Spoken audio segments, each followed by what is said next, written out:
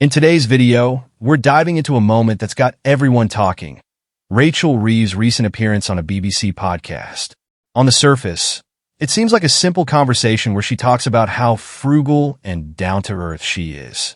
She even mentioned that she brings a lunchbox to work. Yeah, you heard that right. But here's the thing, it feels forced. It's like she's trying a bit too hard to convince us that she's just like us. Now, I get the attempt to appear relatable, especially when politicians try to connect with everyday people. We've seen this countless times, right? But when it feels more like a performance than a real connection, it just doesn't land. Reeves talks about being prudent with cash and making careful financial choices, but somehow it comes off as robotic. And let's face it, it's tough to believe someone who's trying so hard to appear human. So, why does this matter? When public figures try to adopt personas that don't match their actual image, it risks making them seem out of touch, even if their intentions are good.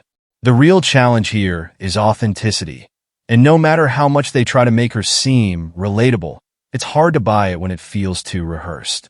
Stick with me as we break down why this interview missed the mark and what it really says about how politicians connect with the people they're supposed to represent.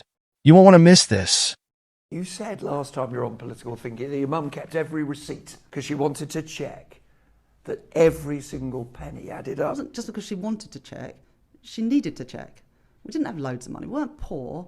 My mum was a primary school teacher, as I said. My parents split up when I was at primary school, so we didn't have loads of money. And so she needed to make sure that everything that she was spending, she could afford. And I remember that very vividly, her sitting at the kitchen table with the receipts, and she kept them all, and her bank statements, and ticked them off to make sure she knew she wasn't overspending compared with the income that she had coming in. I'm told that you used to, I don't know if you still do as Chancellor, but as Shadow Chancellor, you bring your lunch in a Tupperware. If there were leftover pastries from a meeting, you'd save the pastries because you didn't want waste. Is that the person that the Iron Chancellor Rachel Reeves has become? I still do that.